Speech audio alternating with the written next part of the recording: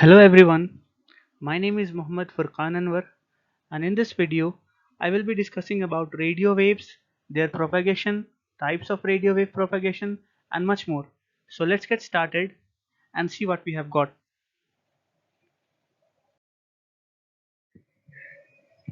Before going deeper into the technicalities of radio wave propagation, let's take a look at what radio waves actually are. So we see that radio waves are basically a type of electromagnetic radiation best known for their use in communication technologies. They have the longest wavelengths and at the same time lowest frequencies. As you can see, their wavelength ranges from 0.04 inches to more than 62 miles. According to BBC, British Broadcasting Corporation, the radio spectrum is a limited resource and is often compared to farmland. Just as farmers must organize their land to achieve the best harvest regarding quantity and variety, the radio spectrum must be split among users in the most efficient way.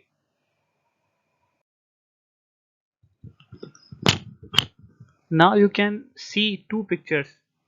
One on the left gives us a comparison among different waves regarding their wavelengths, while the other on the right gives us an approximate scale of different wavelengths in terms of buildings, humans, butterflies, and even atoms. Some of the high frequency waves have their wavelengths comparable to atoms and nuclei. From both these pictures, we get an idea that radio waves have got the longest wavelengths and lowest frequencies.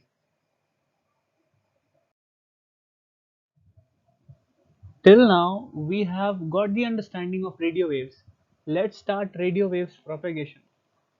Radio waves propagation is the way radio waves travel or propagate when they are transmitted from one point to another, unaffected by the medium in which they travel, and in particular, the way they propagate around the earth in various parts of the atmosphere.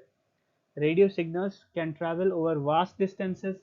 However, radio signals are affected by the medium in which they travel, and this can affect the radio propagation and the distances over which the signals can propagate. Some radio signals can travel or propagate around the globe, whereas other radio signals may only propagate over much shorter distances. Whenever there is propagation of waves, there is always some kind of hindrance. There exist a number of factors which affect the propagation of radio waves in actual environment. The most important of these are spherical shape of the earth, atmosphere, and interaction with objects on the ground. Let's look at the first factor. Since the radio waves travel in a straight line path in free space, communication between any two points on the surface of Earth is limited by the distance to horizon. Therefore, for establishing a communication link beyond the horizon, the radio waves need to undergo a change in the direction of propagation. Several mechanisms can be made use of to effect the change. So now let's look at the second factor, the atmosphere.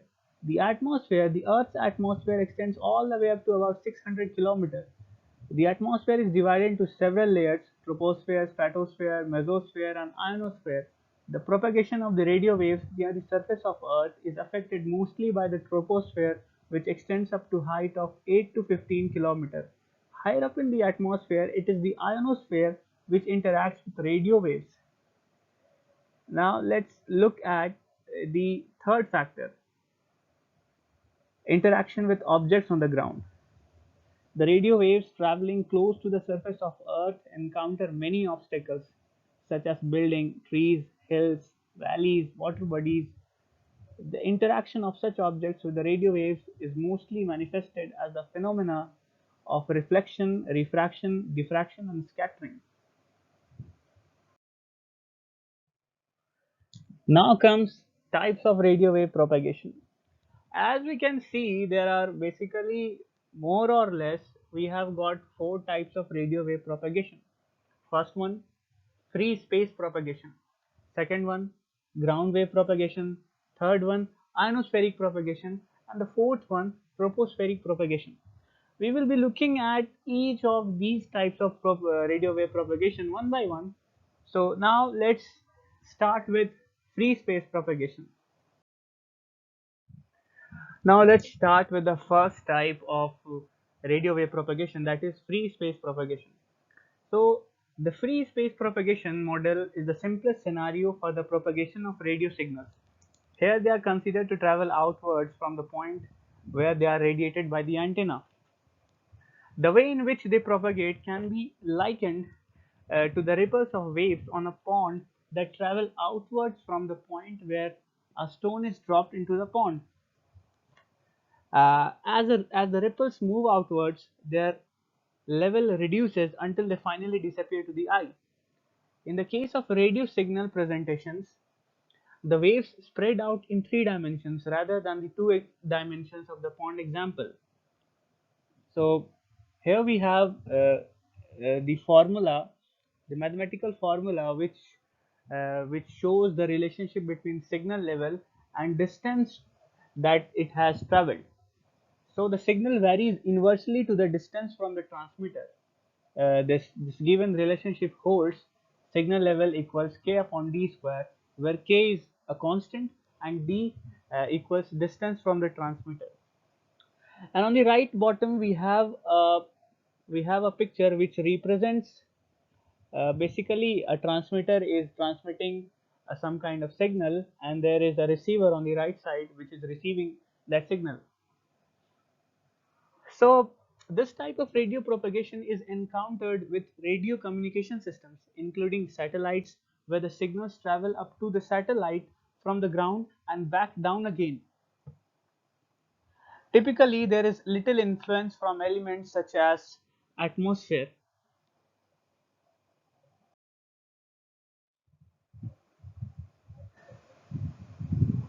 Now comes the second type, ground wave propagation. This is a type of radio wave propagation that allows propagation of radio waves in the region between Earth's surface and ionosphere. More simply, we can say in this type of propagation, the electromagnetic waves propagate near the surface of the Earth.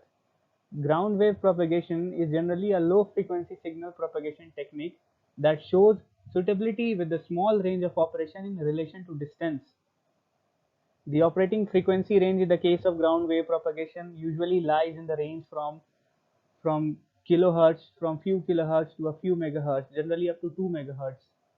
As you can see in the given pictures, in the right picture, we see that the waves are traveling along the surface of the ground. That's how they have got the name ground wave propagation. And on the left image also represents the same thing. So the name itself is indicating that in the ground wave propagation, the electromagnetic waves are propagated from an end to the other through the surface of the ground by gliding over it.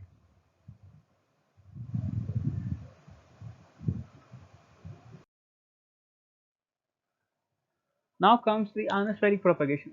Here the radio signals are modified and influenced by a region high in the Earth's atmosphere known as the ionosphere. This form of radio propagation is used by radio communications systems that transmit on the high frequency or shortwave bands.